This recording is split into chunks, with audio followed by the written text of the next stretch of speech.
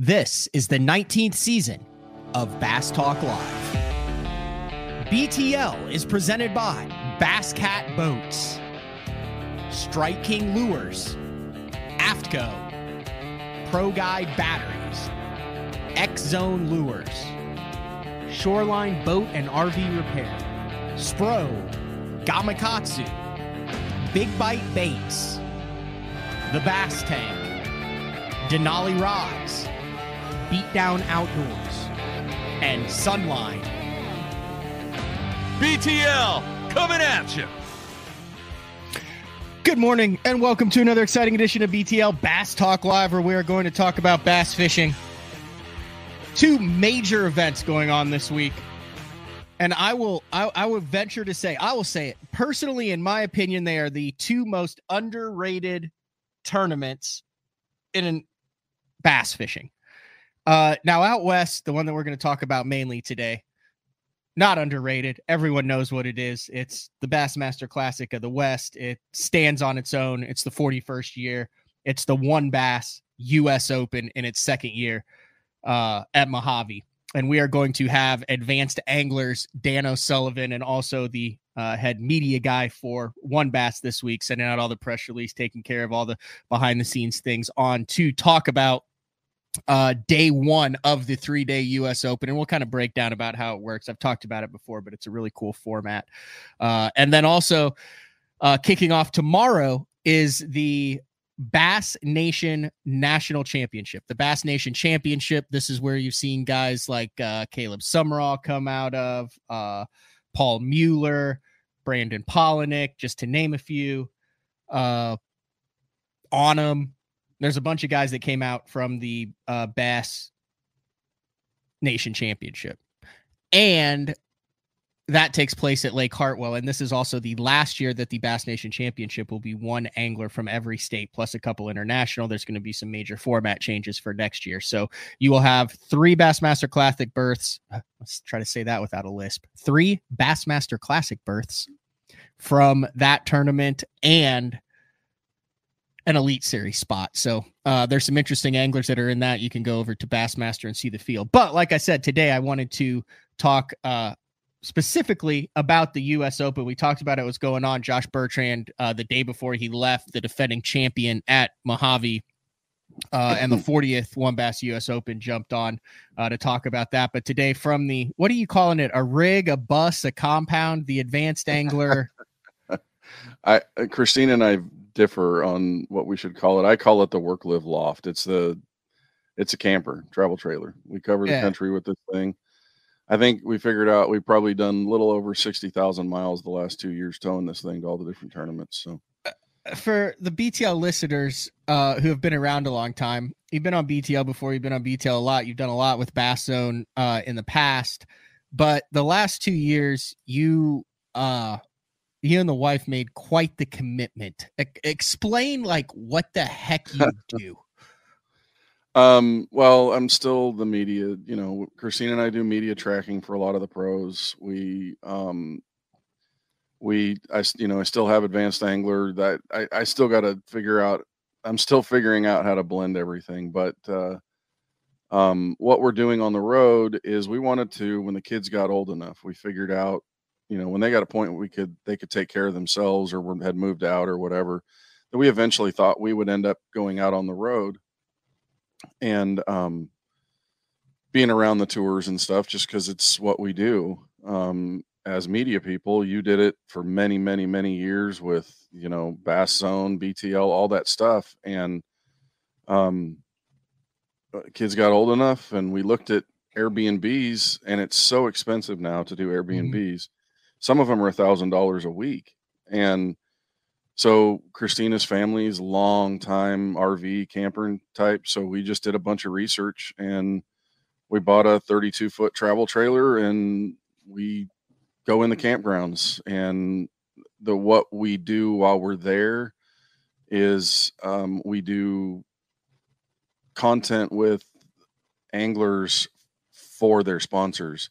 So we work with a company and we do daily wrap-up videos with the company's top 2 finishers.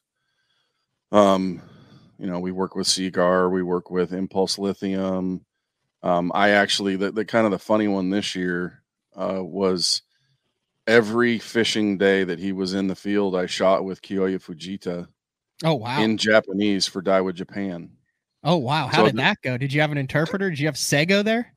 No. Well, if we had to ask a few, if we had to get serious about communicating, it was Sego would help. Jackie from Texas Boat World, he would help. And then when Masa from Japan, who came out and filmed the first 2 tournaments in Florida and the last 2 tournaments in New York, he helped when he was there, but he was filming for Daiwa's Japan show. But the joke was, for all I know, I have no idea what Kyoya is saying on camera. He might be going, I don't know why this fat round guy white guy is filming me. I have no idea why fat guy Gene is, we joked about it all year long with everybody because I have no idea what he said. But, and I think the first tournament he was a little unsure of what he's it was. A young guy in a country who doesn't know any English. Around the guys that he's grown up, he pretty much knew Brandon Polinick, and that was it, right? Yeah, and so here's a funny thing about Kyoya. As I got to know him, Satoshi Ito is kind of his main point of contact at Japan, or at Daiwa. Satoshi actually used to be Gary Yamamoto's personal assistant after Ben Matsubu, and before Ben went on to his own things. But Satoshi worked for him, or maybe it was reversed. I don't remember. But so getting to know Satoshi told me that the funny thing about Kyoya is that it's either a cousin and a sister or a cousin and a brother. I don't remember which order it is, but I think it's his sister works for a company that requires their employees to speak English.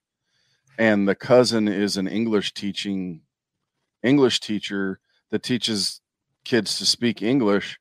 And Satoshi asked him, why don't you speak English? And he said, if I would have known it would have helped me in bass fishing, I would have done it. Oh. So, but that was an interesting thing throughout the year. But I did some stuff. We worked with American Bait Works and their brands this year, or the last 2 years. With the bait fishing. Fuel, that's the bait fuel stuff, right? It is, yeah. And that's exploded over the last couple of years. And it's kind of like Hydrowave. You can't explain it, but you just see weird stuff. You know what I'm saying? And you got people that say, nah, that stuff's junk. That doesn't work. It doesn't. That stuff has no scent. How could it work? Same with Hydrowave. You can't hear it under the water, but if you used this thing or you used this stuff, you just saw weird things that make you go, I guarantee you this stuff works. But yeah, it's Mary at Bucks Island, who I do the marketing for in the fishing community in the state of Alabama. She asked me end of last year, what's it like being on the road? And I said, we really enjoy it. I'm with my wife, and that makes it, we've got the system going in here, and it's not always peaches and cream. We're married, we fight, but overall, you just love doing what you're doing. You love seeing stuff. But the the thing I told Mary is I've always respected what these guys do. 20 plus years. Grateful to Mark Jeffries, our co-mentor. The guy taught you everything and to get you started and help me a bunch. And so all the way back to even before I was able to work with Bass Zone, I respected what these guys do, but living in it and seeing the camaraderie, seeing how they jump in to help each other, seeing how each individual family or couple or however it works operates. I didn't think I could ever respect it more, but I do. And the way Christine and I look at it, we're here to serve. So we're here to do the media tracking. If they need some photos, we help them, but we try to have people over for dinner once a week, just thanks for being friends. Thanks for being clients. Take a night off. We got dinner kind of stuff. And so we kind of try to just be a part of it and be here to help. So. And the media tracking is important because that's so right now. I think there's a big, I don't want to say it's not a controversy, but there's a discussion. That's the word, about the value of tournament angling versus social media versus YouTube versus how it all fits together to drive sales. Basically, your job, and one of the main things that you do, is you show the value of professional anglers to the companies that pay the professional anglers money. That's one big aspect of your job. It is. You say, here's, this company A says, hey, whether it's quarterly reports, year-end reports, or whatever, they say, we are investing in Angler X. And then Angler X says, okay, I need to make sure I'm showing a return on that investment to that company. And that's where you, in some instances, you're working with the companies too, but that's where you, as a third party, comes in and works with Angler X to gather BTL interviews, magazine articles, FS1, Bassmaster, all of the things that they do that show how many impressions, how much product they're moving, what they're doing name recognition wise. And then you put that together into a concise package, give it back to Angler X, who then shares it with his sponsor, which then that sponsor says, okay, we're seeing a return on our investment. And then that continues, and that allows them to stay out. So it's an integral part of the industry that is often behind the scenes that no one ever really gets to see, just when you turn TV on or when you turn the live on. Right. And so you're right. You have to look at everything as a whole package. It's easy to look at a social media campaign and see this many views, that's what and that's a very important aspect in our promotions world these days, in any industry. But in the fishing industry, so much of what we do is still legacy type media. It's the print is still extremely valuable.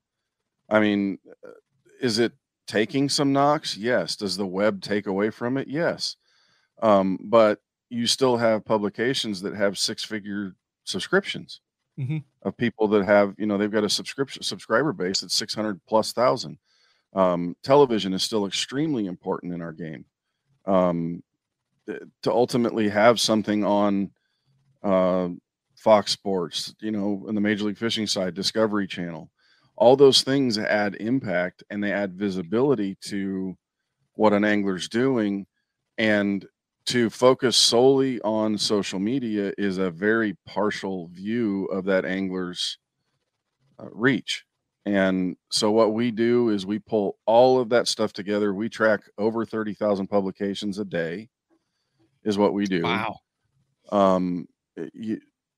For example, you guys have probably heard the story about Gerald last year getting into Women's World magazine with some chance thing that happened at. No, I did not hear that story. Yeah, Women's World magazine. Gerald was in that publication because of something that happened at a Dollar General. Wait. What? Do you know this story? Not in complete detail, but there was something that happened where he ended up helping somebody in a Women's World magazine at a check stand. And somehow the Dollar General people made notice of it to the Women's World, and it became a thing. And I know that several times that we've camped around Gerald and Leanne, Gerald's been on, That's it? That magazine right there? That magazine. Yeah. And if we're not tracking all these publications for Gerald's name, it doesn't get captured. So take a publication that has, however many millions of subscription base, and circulation is the better word for it, because you've got subscribers, but it's also got newsstands. So it's got circulation on it.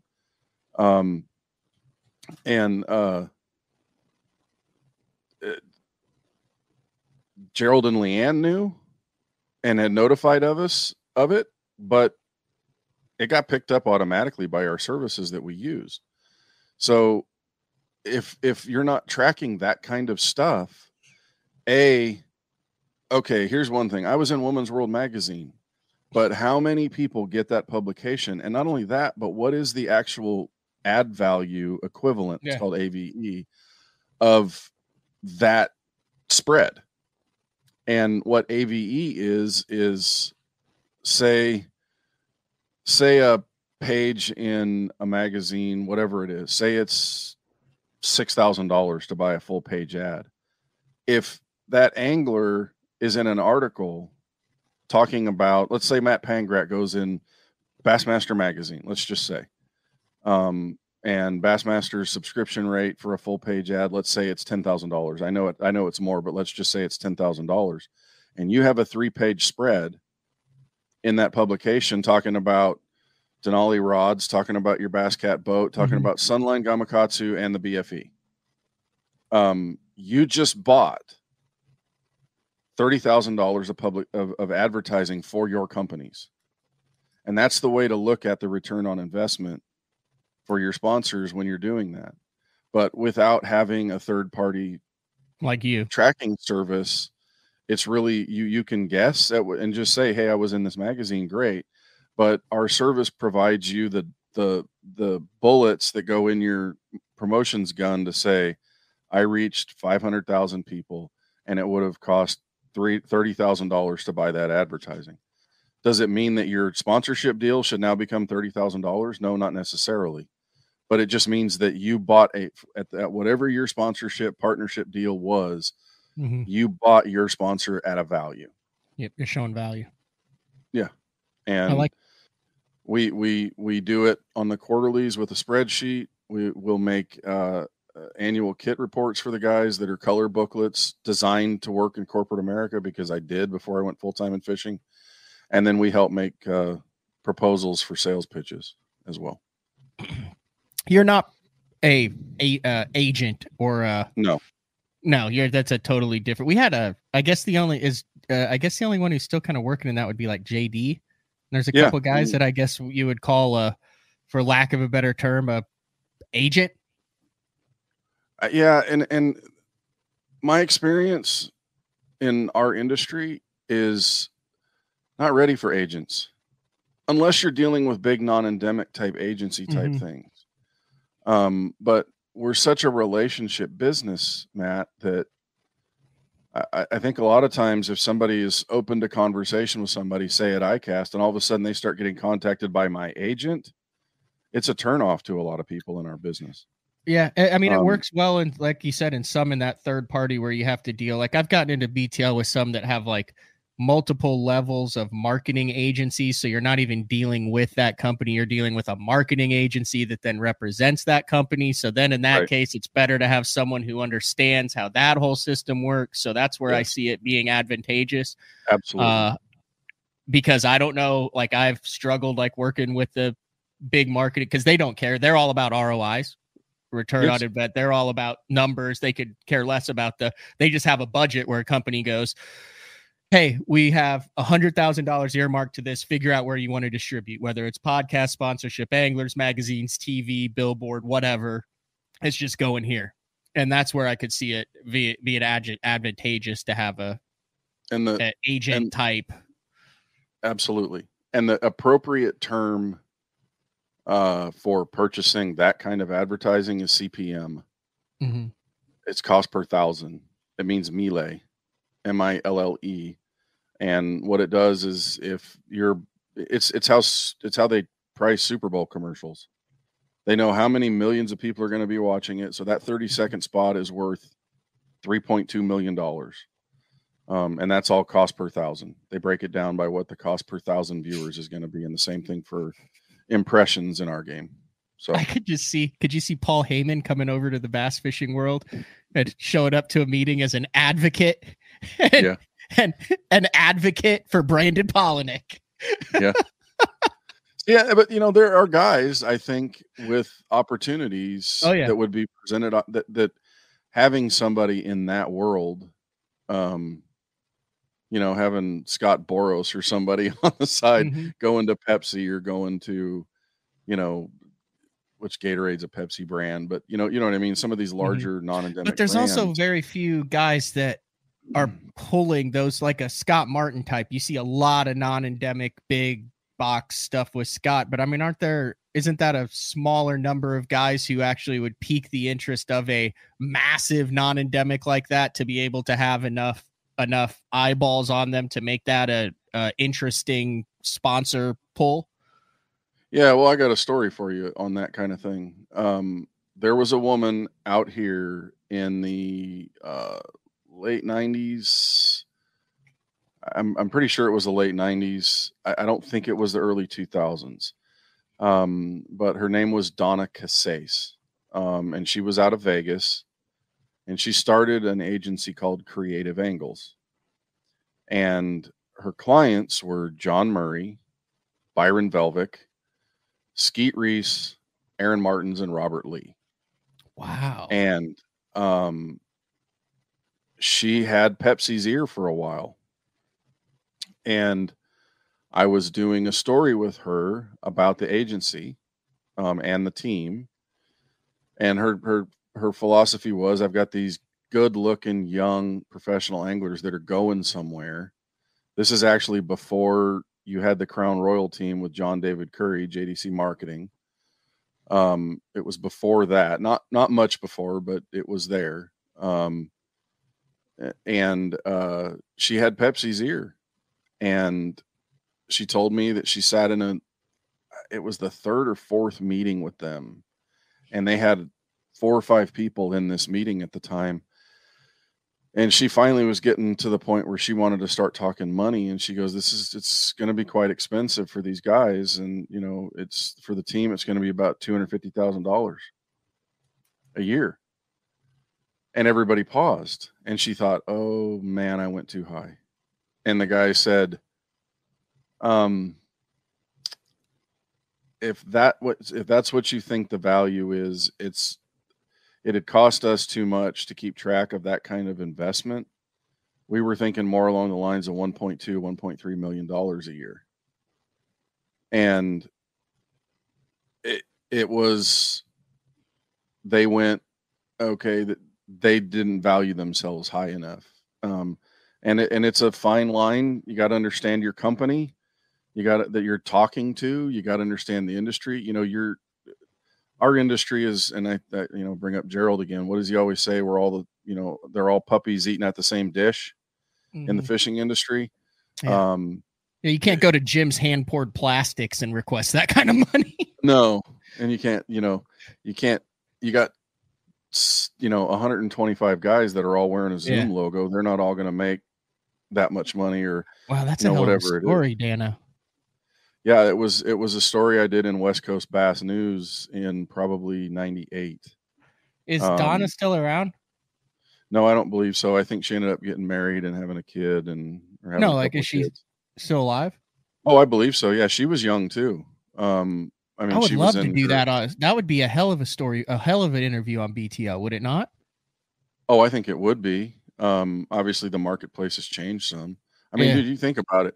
That's before bass fishing that's before Bassmaster on ESPN. Mm-hmm. And these guys were fishing the opens at this time. They were fishing what were they called back then? The invitationals in the West Coast. The top, Murray was already in bunch of like top 150, the West Coast invitationals. They had a bunch of different stuff. Yeah, and I think Murray and Velvick were already kind of venturing out east at that point, but it's been a long time. Murray probably would know how to reach her, or know where she ended up. John's a kind of like sitting and talking to John just about past stuff was kind of like sitting in D. Thomas's garage talking to him. Just the history of stuff that you could get from those guys. And I mean, without giving anything away, I mean, wasn't that like a wild time in professional bass fishing when you had Velvick and Murray and Skeet? Like, wasn't that? I mean, I've just heard stories of like the PG version of the stories where like they would all be in the top 10, and all of a sudden one of them would look at the clock and be like, "Dang, day 2 starts in like an hour and a half. We better get to the ramp, and then they would show up and they'd all freaking smash him again. Like they were like living in Vegas and out there. Like it was like really cool, some really cool, if you want to call that cool, but there's some intriguing stories from that time period of all of those anglers' lives out there. Yeah, well, Byron, and I never saw the house, so I can't say first experience, but I've had so many descriptions and stuff told. The house that Byron had on The Bachelor, that was the house. That was the fish house. Really? Yeah, and it was John and Byron lived in that together. It was a 4-bedroom home that each had its own entrance with a center great room. And the way they described it to me was that the center room was where they all worked on tackle and where they worked on their gear. So there were oil stains on tables and floors and furniture from fixing trolling motors and grease and reels and stuff like that. And it was just, I mean, the guys that have come through that house, Skeet, obviously, Aaron, Ish, Rambanis at some point, I believe, had come through there. Some Brett Height, Timmy Klinger. As far as wild, getting to the U.S. Open, they had the One Bass Hall of Fame inductions the other night. Mm-hmm. Fred Ward and Pat Donahoe were inducted, but and this was John Murray and Byron Velvick were key to me getting access to East Coast professional guys. Skeet, obviously, very instrumental in my career, and Aaron, a longtime friend, but John and Aaron and Byron were all inducted into the One Bass Hall of Fame, and Carol Martins and Leslie Martins were there for the Aaron induction, and Carol went last, and she looked at Byron and said, and you corrupted my little boy. And at one point I was fumbling around with my camera settings, getting ready to take pictures. So I wasn't really paying attention, but I thought I heard something, and I looked at Egan and I said, "What did she just say?" And he goes, "Yep." And I said, "Wait, no, what did she just say?" And he said, "Hooker." Oh, great. Yeah, Carol Martins is a piece of work. Legend. She's an absolute legend. She's amazing. Carol is amazing. Byron Velvick fishing the One Bass US Open this week. Was it Velvick and Murray that got inducted into the One Bass Hall of Fame this week? I saw both of them. Was there anyone else? I saw a picture with like Skeet. I think he came just for the ceremony, and then Rick is there too. Yeah. Who? Rick. I saw a picture of them like with Rick and Rick Skeet is fishing too. Yeah, Rick's fishing. I saw that. Yeah, which is freaking crazy. The dude fishes the U.S. Open. He fishes a division of the Opens. He fishes all of the elite series events, and he doesn't act like he's a day over 50. It's freaking unbelievable. I mean, I've waited next to him in the Opens and stuff, and it blows my mind that at mid 70s the guy is as agile, nimble, and sharp as he is. Yeah, he's to be able to travel. I mean, I know there's a ton of guys into their 90s and 100s that are agile, nimble, and sharp, but to do it, like, I know it drains me at 39 doing it. I couldn't imagine what he's doing. He doesn't have to do it. No, I know. It's Rick is he's a force of nature. But no, Fred Ward, Pat Donahoe, Byron Velvick, Aaron Martins, and John Murray were inducted into the One Bass Hall of Fame. WON, Western Outdoor News. Yes, Western Outdoor News. And this is the second class. Last year it was Bill Rice, a longtime editor, Mike Folkstad, Rick Klun. I was there. I'd have to remember everybody, but yeah, there was a class put together last year, and obviously some of them are posthumous inductions. So there's people there on the Pat Donahoe has passed away. Fred Ward is super foundationally responsible for the careers of guys like Murray, and he was a Ranger dealer and a tackle dealer, and John John's dad bought John's first Ranger boat from Fred Ward. Velvic, all of those guys. Won 26 of them. 31.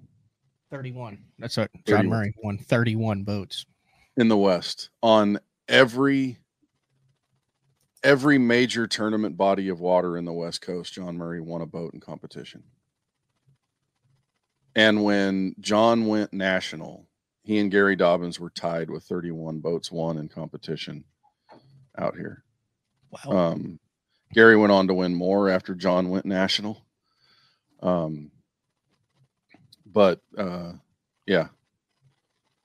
That's got to be a national record. I can't see any. I don't think there's an opportunity. I think Dave Gleeby's the national record. I think he's at 45 or 44 or 45 or something like that. And a Cadillac. But that's West. Is that West too? Yeah, David was West Coast. Yeah. And ended up fishing the Bassmaster Tour for a lot of years. He won Bassmaster events. Folkstad won Bassmaster events. Obviously Klein won. He's fishing this week. Events. He's here this week too. Klein spent 7 days practicing. I saw that every time I logged on to Instagram, he was doing like another practice day update. And I was like, holy cow, guys living in the desert. Dude, this event is addictive, Matt. I know. It is. And you won the thing as a AAA. What year was that again? 18. Yeah. You won that. You won this thing. I mean, that's the year that Hallman came out and fished it. Yeah, that's picture. That picture right behind me. I don't know if here. Let me see if I can blow it up. This is the greatest picture I've ever had. So see that picture with the red right there? So that's Hallman, who's had a few cold pops. And then that's me at the AAA, and that was Bub Tosh's year. And so that's me and Bub Tosh with Hallman in the middle at the U.S. Open. He's wearing his OU. Yep. Throwing up the deuces, and me and Bub. That's the greatest picture I've ever had. Yeah, that was. I think I took that picture on a phone. Oh yeah, I think you did. Because by the time you got to the railhead room there at the station. Everybody's, got a pop or two in them. And it took me like an hour to get there just because you walk past and everyone's like, oh, yeah, it's a trick, blah, blah, blah. You get in there and I was like, man, I'm going to have to say something. You got like Rick Pierce there and everybody and all the guys. And I just think it's like, I got to keep it short and sweet, get 2 good sentences out. And Hallman goes up there and I start yelling, Boomer. And he starts... Oh yeah, it was fun. Yeah, that was fun. That was cool. I really want to get into the turn before I got a couple. Had you finished your thought on that? I know we were kind of all over the map. Yeah, it's fine. We're good. I did have 2 more questions before we're going to take our first break of the show, and then we got to come back and talk about what's actually going on at the U.S. Open. We have a Kyle Grover in the lead with 20.70. Yep. It's a 3-day tournament. Full field fishes 3 days. Your AAA weight counts towards your weight, and vice versa. But I did have a question about KYOYA. That's how you say it? Yeah. KYOYA. Okay. Does he let you like rummage around his stuff? Like, have you seen this stuff? So I'll have to tell you a little bit after the break. I have, but we actually ended up having to rig a boat for him at Bucks Island. So why don't you take the break? I'll tell you that quick story and then we can get into it could be quick. We'll get into the U.S. Open after that. It's good. It's a podcast. Like I said, it's all dependent on what you have to do because I know you got work with one bass. But so I'm here, man. You got me. All right. BTL. What is the day of the week today? Is it Tuesday? Tuesday the 17th. Dan O'Sullivan, advanced angler, covering the One Bass 41st annual One Bass U.S. Open. Second year it's been on Mojave. We'll be back right after this. The new Puma STS has been redesigned from the ground up. With the angler, design, function, and performance in mind, nothing on this new offering was compromised, and the only thing carried over from the previous version is the name. Based on the Soft Touch series hull that started with the flagship Jaguar, this new model is nimble and performs incredibly well at all speeds with either a 250 or 300 horsepower engine. Featuring a new 96-inch wide-body footprint, this hull measures out at 20 foot 7 inches in length. Industry-leading design coupled with tournament-winning performance. The Puma STS from Basscat. Feel the rush.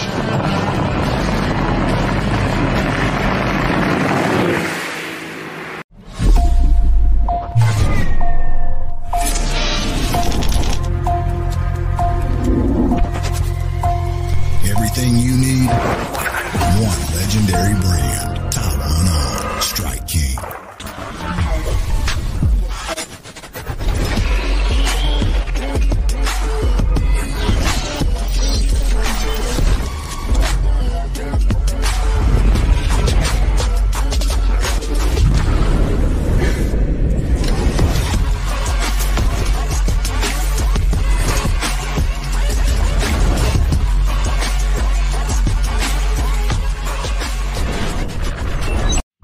Elite Series Pro Daryl Gleason here. My Pro Guide batteries keep me going on those long tournament days and long practice days. Always plenty of juice, never fail. The best part about Pro Guide batteries, it's the people behind the company. They have over 40 years experience in the battery business, keeping all of us fishermen out on the water longer, catching more fish. Check them out at ProGuideBatteries.com. What's up, Bass Talk Live fans? Brandon Polnick here.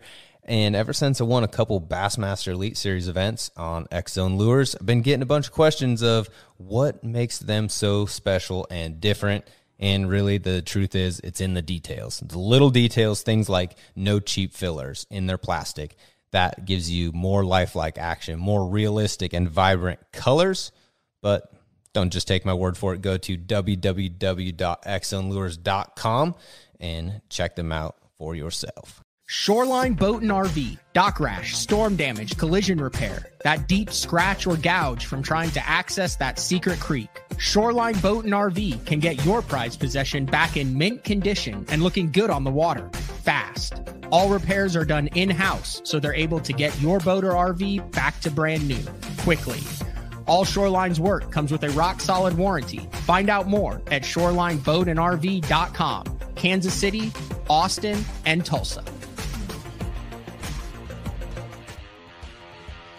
Welcome back. VTL on Tuesday, talking with Dan O'Sullivan.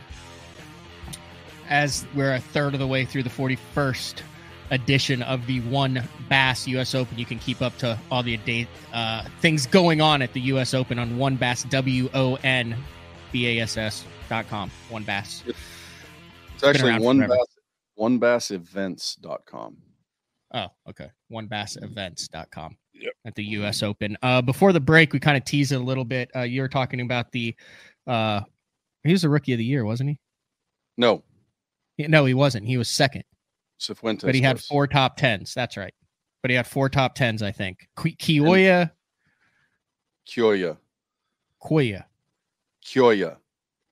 I've never gotten it right. I never will get it right. Say it like a KYOYA. Fujita. Yes. Yep. But he's just a little background before you get into this. He is the side hooked crabbed guy. He is the fuzzy dice guy. He is the 3-pound test guy and the 5 transducers, live scope transducers on the boat guy who was everything all world in Japan, won everything, came over before he was a pro. And Brandon Polnick and him did like a deal where Polnick went there and then he came here. Yep. And then he made it in one season. I ate a hot dog with him before one of the opens. That's my extent. I said, congratulations, you're going to revolutionize fishing. I've been saying it before. Then he went out and he did what he did. So that kind of sets the stage. So when I said, if you rummaged around his boat, I would just imagine that he has a lot of crazy stuff in there, Dano. He does. And how I got to rummage in his boat a little bit was Satoshi Ito, who I spoke of earlier, called me and said, because Daiwa has come to Daiwa, Japan, Trevor and several of the guys, including Satoshi, have come to Bucks Island to see how we do things being a marine dealership and having a tackle store. So we've had their visits 3 or 4 times. So KYOYA was practicing at Seminole and Satoshi said bumped a log. And he did some damage to the back of his boat. And we got a really good glass guy at Bucks Island, but he had too much going on. So we took the thing over to Falcon Boats, the Marine Pro Service over in Newberry, South Carolina. They do amazing work. And they lifted the boat up and said, this is not a week's worth of work. We're going to have to flip this thing over, and sent me pictures of logs stuck in. Oh, so it was more than bumping. It was. Yes. So they said, Daiwa said, what do we do? And I said, you have to buy him a boat. They said, what? I said, he's going to have to buy a boat if he wants to fish the Elite Series because there's not enough time to get this fixed. So with him and Daiwa, they ended up buying him a new Skeeter from Bucks Island. We rigged it over and got it ready for him to be able to arrive, get all his graphs set up, and he is meticulous. Like his mounts, if there's a 1/16 of an inch over here and an 1/8 of an inch on his graphs over here, he's going to get them adjusted. I mean, meticulous. And that's the way a guy has to have it. I mean, it is what it is. Yeah. But yes, while he was moving his tackle, I went through a lot of stuff, and there is stuff. I mean, I saw those fuzzy dice before he fished them. The drift fry minnows that he uses when he's scoping, Japanese spinner baits, Japanese bladed jigs. There's all Japan. The rods are all Daiwa Japan, and his deal is with Daiwa Japan and then Jackal, and they think he's the next Kevin Van Dam. That's what they think. I mean, he's not leading me to believe otherwise after 1 year. No. And here's the thing. So through one of the interpreters, had he known, had he thought about titles, he would have fished differently in 2 or 3 events and probably would have had 6 or 7 top 10 finishes. Oh, but he didn't understand how the dang thing worked. No. And Okeechobee, he admitted to Masa and Sego that he was a little overwhelmed because his experience was the Opens and the Elite Series was much bigger in scope, and the staging was different and the amount of people around were different. So he was a little out of his element and was a little nervous. I mean, he doesn't speak well English and he's maybe 80 pounds soaking wet. Yeah. But he fished 2 or 3 of those early events only thinking about the win, and made decisions that cost him 30, 40 places in the standings. And had he thought about the Rookie of the Year title and even Angler of the Year, would have fished differently. Can I throw up this bait that he uses? Is that okay? Yeah. Like, I mean, it's not like a secret or No. anything. It's pretty interesting. Hold on. That's it, right? Yeah. Yeah. That's Look the at drift, that. It's that's like, the drift fry. And have you and seen he that told thing in the me water yet? I own some. Are they really? It's a hollow. So you think how bass tricks are made? Yeah. With the blade insert dipped. It's very similar to that. That is a soft plastic diving lip that acts as, a resistance when you're twitching the lure to give it not only side to side action. Oh, so it stays up in the water column because you have the resistance, so you can pull it up and then it pulls it down so it stays totally horizontal on a ball head, and you can put it in front of the fish's mouth. 100%. And he uses the Kitech ball head tungsten, either 32nd, 16th, or 8th. Yep. Yeah, if you get nothing else out of this show, that's probably worth it. Well, and the reason I say that's okay is because when he was doing well at Murray, yes, I asked him, "Are you using the crab or the drift fry?" Because Davey Height and Mark Zona were trying to get a hold of me, and so I sent pictures to Zona of not only the transducers set up, because we rigged those transducers at Bucks Island. There are 5. There are 5.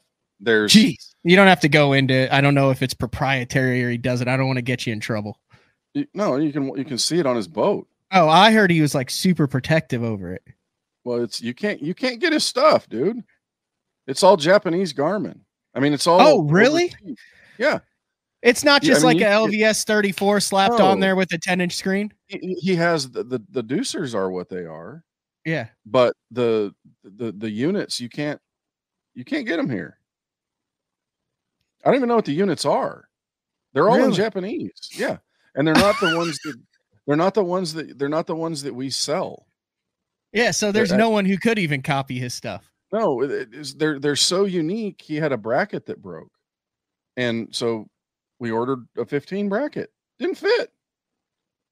We had to customize it. We had to trim it. And then when one of the trips went back to Japan, he came back with a bracket so we could replace it. We had to make a 2-part bracket for him to fit on his mounts. He's going to kill everyone next year, isn't he? With that schedule? I mean, he could. I mean, I know that's some of the discussion about, forward-facing sonar that's gone on is because here you got this kid that came in with 3 tournaments of experience in the U.S. and all of a sudden he's but he was winning one. The GOAT over in Japan. Like it wasn't like he just fished occasionally and came over. Like he was dominant over there. Well, and think about it. I mean, how big is Thunderbird? They're near 4,500 acres. Okay. Their lakes are smaller than that in Japan. And they fish 500 boat fields. And he's winning those. I mean, 500 boat fields. So like when he's out qualifying on Shackleton Shoal on Oneida and there's 45 boats out there, he's like, oh, lots of room. Yeah. Vast openness. Absolutely. I have so much room for activities. No, not high pressure. Not high pressure. Yeah. So much room for activity. Let's talk about this US Open. Move to Mojave for the second year. My big thing is, I just know it out of Mead, Las Vegas, going through the Narrows. Oh, yeah. Is it a different feel, or did they manage to keep the US Open feel, even though it's the second year, not by choice, but by water level of moving it to Mojave? And I believe it's on Mojave next year as well, right? The way that I understand it from Bill Egan, is they're going to run the Nevada Open at Mead next year and see how it goes now with water levels and see how it turns out, is what my understanding was. Because it has come up. It has, yes. I mean, the bodies are covered again at Lake Mead. The barrels with the bodies in them are now back underwater. If anybody, you saw that story that came out. Bunch of bodies. But I mean, obviously there's a sentiment among guys that have fished, dozens of them, that they'd much rather see it on Mead. And Mead has its own unique, I will say it's extremely weird to see 20 pounds a day at a US Open, because it usually takes somewhere in the 11 to 13 pounds a day to win the US Open. Which puts you in like 50th right now. Like Gary Klaus had 1179 and he's in 50th. Yeah. So that is a different swing, but it's like any other promotion type deal. It's how you present it. And the venue here at Catherine Landing it's a big venue as far as the marina and the stuff that's around it. It's houseboat slips and pontoons and, big parking facilities and it feels big. So it adds to that feel of the US Open, since you can't be at its traditional home lake. And I can tell you that the anglers, it's the US Open. They want to win it. It is still the US Open. And this fishery, while the weights are bigger, it's a grind. It is a grind. That's Catherine Landing. And you can imagine 200 boats, in the slips, all the, in that trough getting out there. It looks like it's just as clear as Mead. It is clearer, probably. Clear. So you're talking 25, 30 foot visibility? Yeah, it's pretty darn clear. meat will get that kind of milky stain to it a little bit. You know that this is clear. Yeah, that's Catherine Landing right there. It's 28,000 acres. I looked it up. Christine and I looked it up the other day just to see, but it's not fishing that big. It's fishing much smaller. There's some what's that? There's some traffic. There's some traffic on all these. Yeah. Last year, obviously, Bertrand, household name, won that event. 3 days, 5 fish each day, total weight of 3 days. Everyone fishes full field. Yes. And it's Kyle Grover. Okay, yeah, shared weight. So meaning if your AAA catches 20 pounds, you got 20 pounds. Right. And for learning and for camaraderie, it's an amazing format.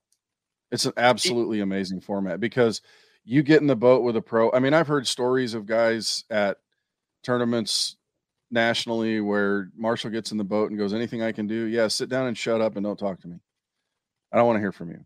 Or, co-anglers, don't get an angle to cast at. This guy wants you to put fish in the boat, and he shares with you. He teaches you, tells you what he's doing. Amazing format. Fished them my whole life. Kyle Grover, a household name out west? Oh, absolutely. His dad is Rick Grover, the owner of Anglers Marine in Anaheim and Santee. One of the top Ranger dealers in the country, one of the top Mercury dealers in the country. Kyle works with him. He's a salesperson, does it all over there. And so everybody knows him, but man, he's won FLW Angler of the Year titles. He's, in the Western stuff. I mean, he's legitimately a good fisherman. Known Kyle since he was that tall. Oh, you sent me a audio. Well, let's throw the audio in. It's a little raw. It kind of starts off, but here's, he's leading the event, 20.70 pounds. And here's his interview with you. And I think Ricky Bosford gets in there a little bit too, because he's doing some video work at the beginning, but we'll play this audio. It's about 1.5 minutes long. And then we'll come back and talk about some other quote unquote big names. Everyone's a big name in here, but names you might have heard of. And then I also want to focus specifically on Brian Smith, because ever since that dude started fishing the MPFL, he doesn't suck. Like he's always in the top 10. And you look at what he did on the Elite Series, you look at what he did on the MPFL, you look at what he did in the Opens, and now he's got a chance to win the U.S. Open. But Kyle Grover, day one, U.S. Open leader. Talk about it. I think you can do it again tomorrow. Yeah, so if you get near 30 seconds, I'm just going to start nodding my head. All right. 3, 2. Yeah, had a good day out there. Caught 8 or 9 keepers, I think. Kind of started laying off of them about 11 o'clock. Caught them on the inside and the outside, both. Just fishing around bait. That was the key for this fish. I ended up swimming around all over the place. See a lot today. Hard to get on the bite, but they're there for sure in the spots I'm fishing. Kyle, what area of the lake did you end up fishing? Kind of mid-lake. Okay. Yeah. So is there a large population that you're looking at, or I threw at a lot more than what I caught today. They're really hard to get to bite. Every once in a while, just one's just in the mood to bite. Yeah, but they're hard to get to bite though. Yeah. Is it a scope type deal, or is it a? Yeah, I caught everyone looking at them on the target. Yeah. But they're spooky. Yeah. I think they've seen so many. They've been thrown at so many times that it seems like you got to throw at like a group of them to get one to bite. If there's a few of them there, usually you get a bite. When there's the single ones, are really hard to get to bite though. Okay, what about the area that you're in? Are you got a lot of company around you? Yeah, the lake's small. There's boats everywhere. Yeah, it's not quite like Mead. No, can't really get away. Yeah. But good start. Yeah. Enough around that you feel like okay tomorrow. I think it'd be hard to catch that weight again, but I should be able to catch 5 again, I would hope. Yeah. Okay. Appreciate it, brother. All right. There you go. Kyle Grover, the day one leader of the One Bass U.S. Open. Listen to that little thing he said in the middle. You and I are fish junkies, and we're learning junkies. where he says hard to get the individual ones to bite, so you kind of got to throw at the ones that there's multiples there. Yeah. To create competition in the school. Might be a school of 3 or 4 fish, but those little things get me going. It's really interesting having fished the opens this year where it was dominated on forward facing and then talking to different guys. There's some fisheries where it's like the individuals are the ones that bite. Like if you could see one fish, especially if it was next to a hard piece of cover, those were the ones that would bite and the groups of fish wouldn't bite. But then there's other fisheries where the groups of fish bite and the individuals don't bite. And it's definitely a spotted bass smallmouth thing, in my opinion. You're way more like it seems like the smallmouth are way more like fighting siblings than the largemouth are. I can see that. Like if largemouth are loners anyway. Yeah. Largemouth are loner cover type fish anyway. So a couple key guys up at the top. I think Spencer Sheffield almost won this thing last year too, didn't he? Yeah, just over a pound behind, and he's in the top 5 again. Yeah, he's in 4th.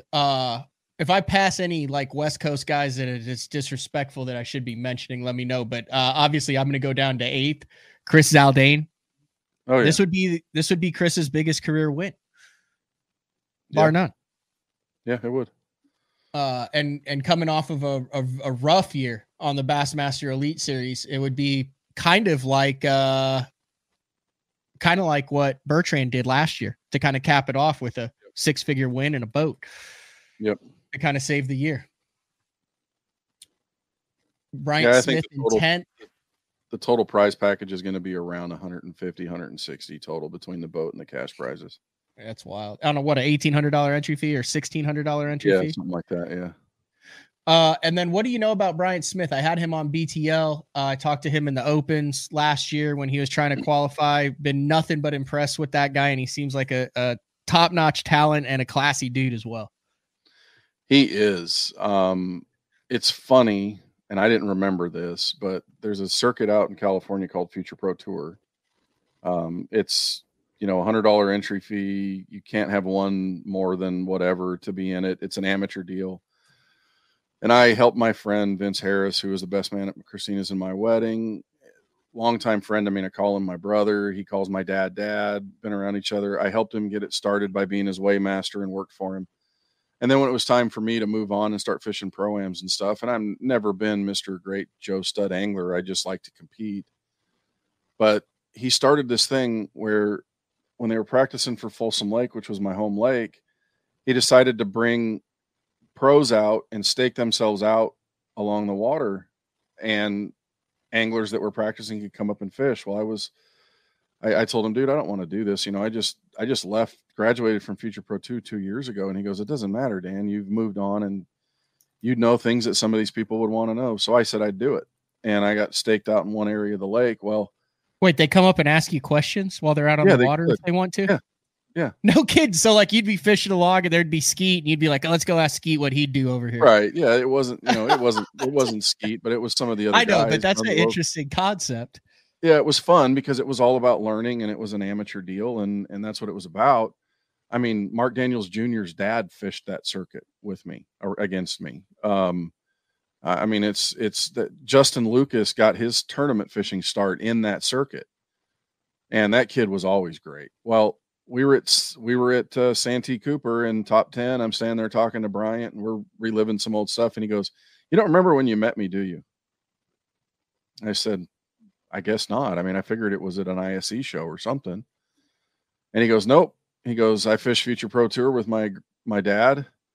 And you remember the tournament on Folsom Lake when Vince posted pros out there?" He goes, "Me and my dad came up to you at Beals Point and you talked to us for an hour and a half. You just stood there and talked to us the whole time. And you helped us catch fish." And I said, "Are you kidding me?" He goes, "Yeah, I was like 14 or 15 years old or something fishing with my dad." I'm like, "You got to be kidding me." Make me feel old, but I've known him that long. Yeah. Just a good guy.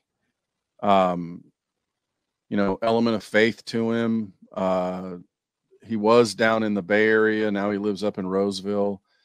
Kent Brown's very instrumental in a lot of his career type stuff that he's helped him, boat deals and the motors and stuff. So he works with Kent really closely, you know, our mutual friend. Bryant's just good guy, but man, can he catch him? Matt Becker sitting in 13th. And you want a little piece of trivia for you? Matt came across stage with flip-flops on yesterday. And I asked him why, and he goes, "They made me. They said I couldn't walk across stage barefoot." Luke Clausen in 16th, Ty Au in 17th, Todd Klein 27th. I've become a big Todd Klein fan. That dude has a crazy life story. Kevin Short, K-Pink, he always makes it out to the U.S. Open and fishes it. He rounds out the top 30. And then you can see all the standings on one bass. Yeah, I'd have to pull up the rest of it. I didn't memorize it. Yeah, it's fine. I just wanted to name a couple. So I do want to mention, before we move on here, there was a freak accident on the water yesterday with B Height, Brett Height, friend of the show, one of the best known, well-liked guys out on tour. Hit a freaking bird. Yeah, there's some birds that hover out here, terns or egrets or something in the deserts. The coots will pop up out of the water and try to fly sometimes, but I guess it came up over the bow and hit him on the right side of his face. Egan called me yesterday. I was here at the camper doing an interview, and Egan called me doing an article interview, and where are you? How fast can you get here? And it was at 1:15 or something. I said, I can't. I'm in the middle of an interview. Why? He goes, Brett Height got hit by a bird, and he just came in here. He's injured, and the paramedics are attending to him. And I said, well, that's not something you do an interview about. I said, you can take a picture if you want to, and we can do some sort of a statement thing. And, but we didn't. We chose not to do that. But they ended up taking him to Scottsdale, 3.5, 4 hours away by ambulance. I texted with him last night about 9:30. He had just arrived in Scottsdale. When he left Catherine Landing, apparently he could not see out of his right eye. And by the time he got to Scottsdale, he could. I don't have any other updates from him since. But there may be lens damage, like from sunglass lens damage to the eye. They were talking about a puncture to his eye potentially, but that's all just stuff that was going around. Kent Brown was here yesterday, and Rusty Saluski, who fishes the Tackle Warehouse Invitationals and a longtime friend of Brett's. They got together and got his boat and stuff out of the water so that he could not have to worry about that. Steve Molinari, who's a longtime friend of Brett and John Murray, he talked to him when I was there, and Brett was like, "Man, can you guys get my boat out? Can you?"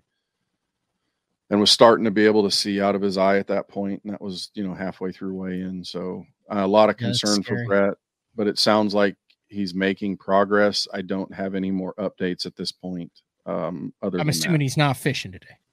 No, they took him 4 hours away by ambulance because they don't have, apparently near here, they don't have, should they have had to go into surgery, they didn't have an eye surgeon here in this area. So they took him to Scottsboro. Yeah, thoughts and prayers with B Height. Hopefully that'll. I always remember the photo that James Overstreet got where he got the sequence of the coot popping up out of the water and just drilling Bill Lowen dead nuts in the middle of the forehead on the Elite Series.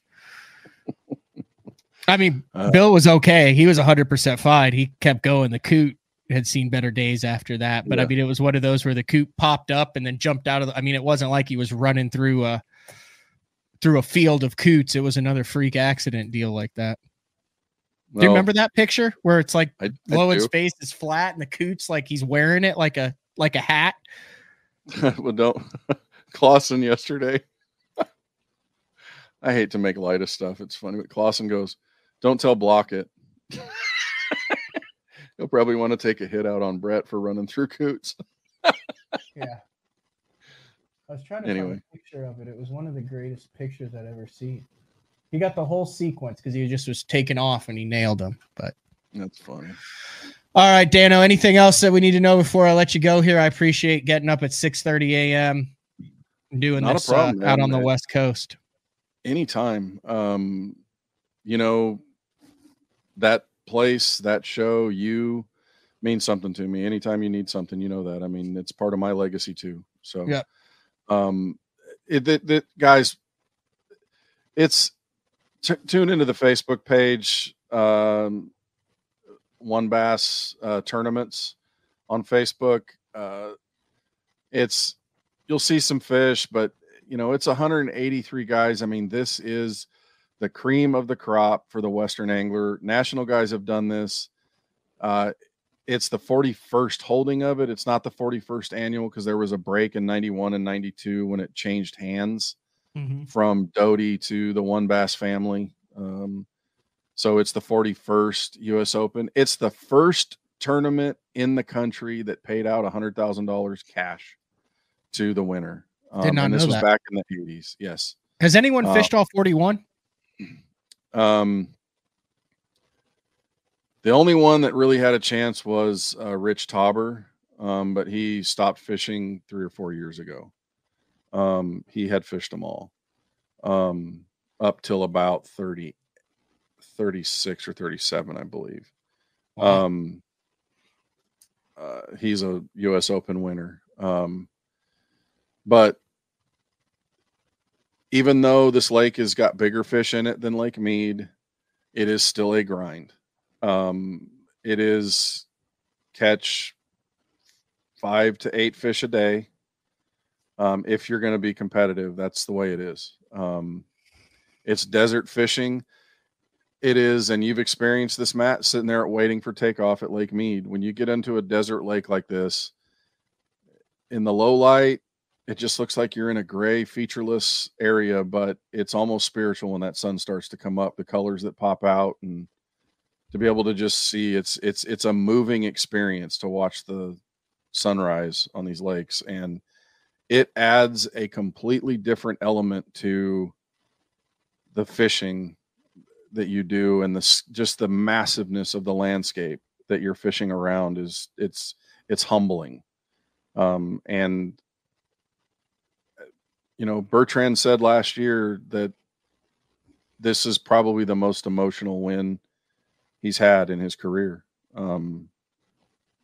because it's what we as West Coast anglers look to. It's what we look to, because it meant it was close enough to home that it was an impact for us our whole lives. And these guys come here with hopes and dreams, just like a guy that dreams of fishing the Classic or a Forestwood Cup or a Red Crest or any of those. It means something. And these guys come across stage having poured thousands of dollars. It's October, Matt, and it's 100 degrees yesterday. It's going to be 100 degrees today. And it's 10 to 15 mile an hour winds. I mean, it is a physical test to compete in this, as you know. And the 3-day element makes it a little tougher to win too, because you still have to be consistent, but there's still a little bit of that factor where somebody gets a couple good bites on one day that makes a change. But it's a very unique format. It's got a Western personality to it, but a national impact. And it's one of the coolest tournaments I get to work.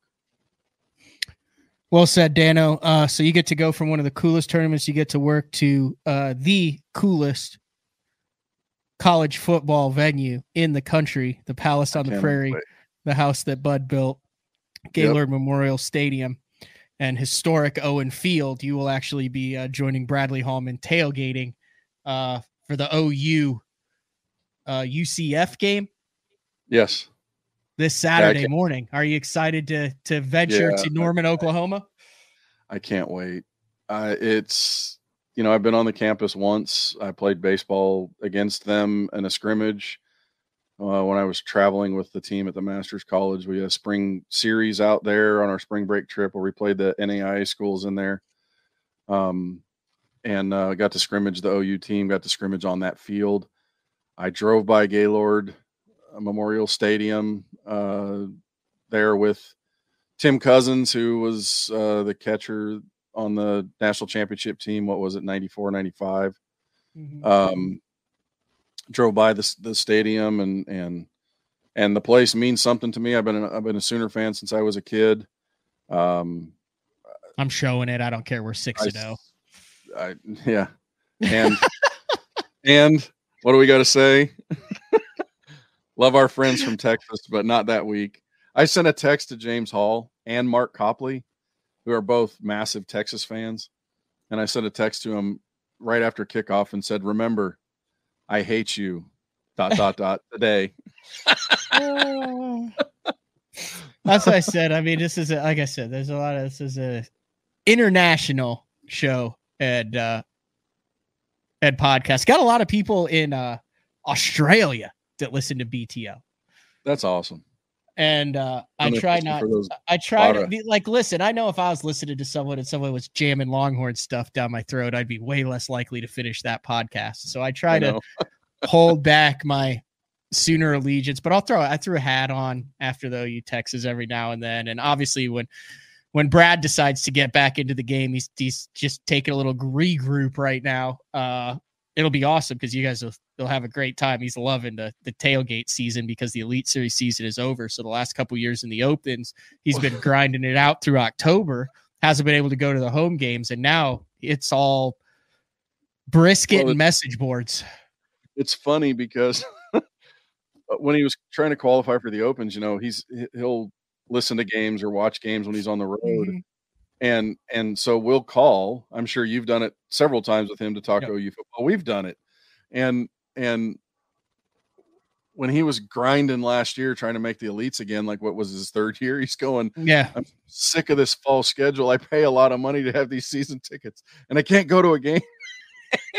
And here he is. And he had told me, anytime you want, let me know. We'll try to figure it out. And I looked when we made this loop to Christina's family's camping and see my parents and then going to be on our way back. I looked at the schedule and I said, oh my gosh, I called him and I said, you got space for the October 21st game against UCF? He goes, come on. I said, dude, just please don't laugh at me if I cry.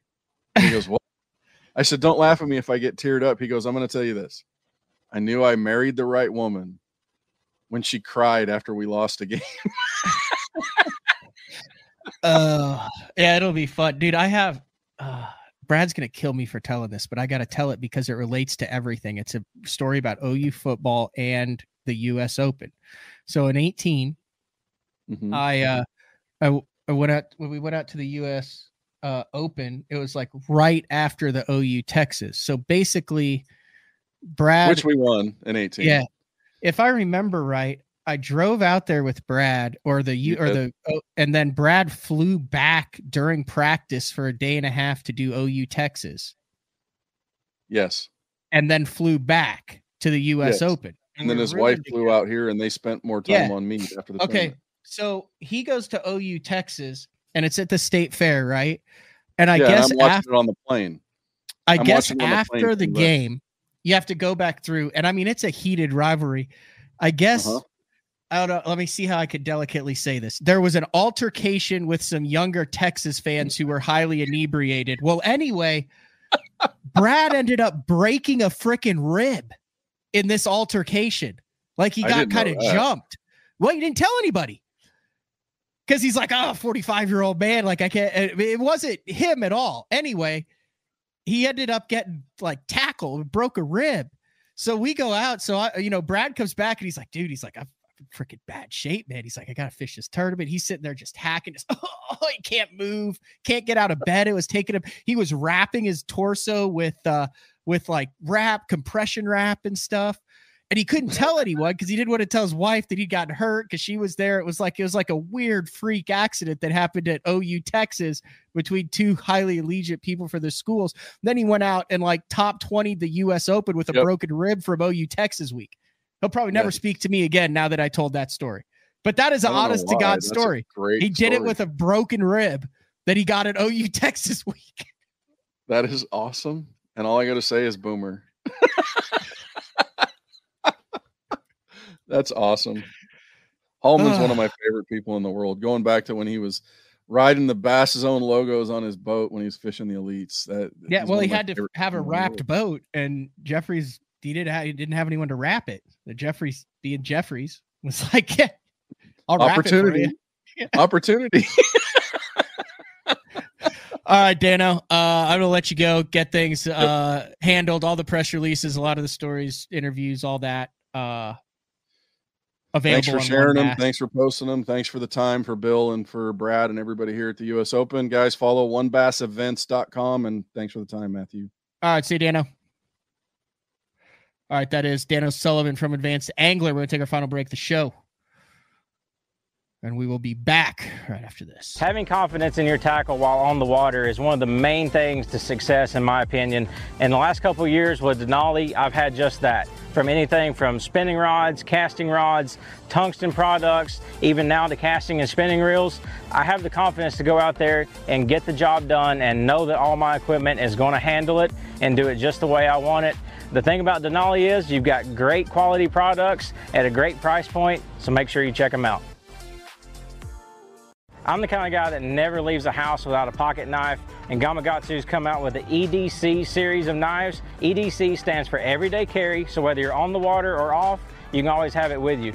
The best thing about it to me is that assisted open feature. With this D2 blade, you've got it right here at your fingertips, so if you can't find your scissors, you need to cut a knot, you need to cut your braid, you've always got it. Make sure you check it out. Never leave home without your Gamakatsu EDC knife. Born in Japan, using technology, innovation, and precision, Sunline produces the widest selection of fishing lines at the most technologically advanced line factory in the world. Manufactured at the strictest tolerances to produce victories at the highest levels of tournament bass fishing. From household names like Christie, Swindle, and Cruz, to young guns like Cook, Logan, New, and Welcher, they all trust Sunline to take them to the top of the leaderboard. Choose the line that will give you the strength to guarantee your confidence. Sunline. Have you considered purchasing new electronics for your rig? The type of mounts you choose to protect your investment should be part of the decision-making process. No matter if you prefer 1, 2, or 3 graphs up front, Beatdown Outdoors has a solution for you. Adjustable, versatile, rigid, and made in the USA. What's your ultimate electronics setup? Check out the full selection of Beatdown Outdoors products by visiting beatdownoutdoors.com. The great thing about the new Sensation soft plastics from Big Bite Baits, heavily scented, super soft, buoyant, comes in 7 great new shapes. I've got a couple of them of my signature series, the cliffhanger worm and the ramtail craw. Great for a flipping jig, football jig, swim jig, all that. Several other great shapes. Really excited about it. We've worked over the last year, catches fish all over the country, and I think it's going to catch fish for people everywhere you try it. The Spro Little John crankbait has been around for almost 15 years, and it is one of my go-to crankbaits whenever I need a fish in the boat, so you can never have enough new colors. That's why Spro's coming out with a handful of new colors, including Pearl Shad, which has this bleached out white look, but it's got this pearlescent, really pretty. We've got Copper Shad, which looks amazing in the water. It's got that purple flake on the back, really pops in the water. And then if you want some real pop, we've got Sparkle Shad, nothing but sparkles all over this thing. And then last but not least, we've got the matte Sexy Shad, just a really different looking color for a crankbait. So you want to give them a little different look, that matte Sexy Shad is definitely the one to go with. All these colors are available in the original Little John and the MD. All right, we're back. VTL on a Tuesday. Like I said, shout out to Dano. He had to get up at 6 a.m. out there on the West Coast. I've never been to, I think it's Laughlin, Nevada. A little fun fact, these Aldeans lived there for 3 years. So Chris, very familiar with it, would expect him to stay near the top of the leaderboard in the 41st One Bass U.S. Open. All right, schedule-wise for the rest of the week, tomorrow we have day 4 on day 3. Frank moves to Wednesday. Then tomorrow night, This is going to sound weird. Bassmaster Elite Series Pro Ben Milliken, 8:30 at night. He literally qualified for the Elite Series. Then he went to Disney World. Now he's going to be home, and we did it all year long before he had even made a single cast. We had him on, kind of documented the whole process of him through the opens all year, and then he ended up finishing 9th in the point standings and qualified for the... I cannot wait for Ben Milliken and Matt Herron to pull up on the same spot about 2 tournaments in to the Elite Series next year. It's going to be the greatest thing ever on FS1. But we're going to have Ben Milliken on at 8:30 p.m. So 2 shows tomorrow night. And then on Thursday, that kind of is why we moved it. The special announcement, it has to do with, I'll say it, AFCO and Sunline. If you have wanted to fish the Bassmaster Opens, you probably should listen to this, because there'll be an opportunity to do that with some really cool help, and then some really cool programs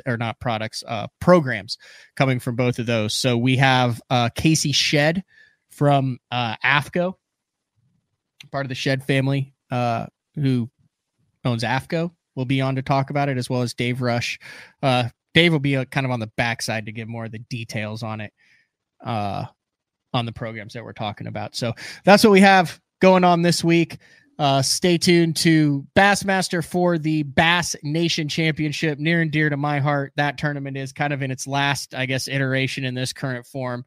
And then I'm sure for the next 41 years, the U.S. Open will be around too. But that's all we got for today's show. Tomorrow morning, Frank Scalish, 8:30 a.m. Central. Hey, like, comment, subscribe. Like I said, we're getting towards the end of the year. I hate to beg on this stuff, but if you have not left a review on iTunes and you watch this on iTunes, Google Play, Spotify, any of that, greatly appreciate a like and a comment. That's all we got. All right, we'll see everybody tomorrow. Later.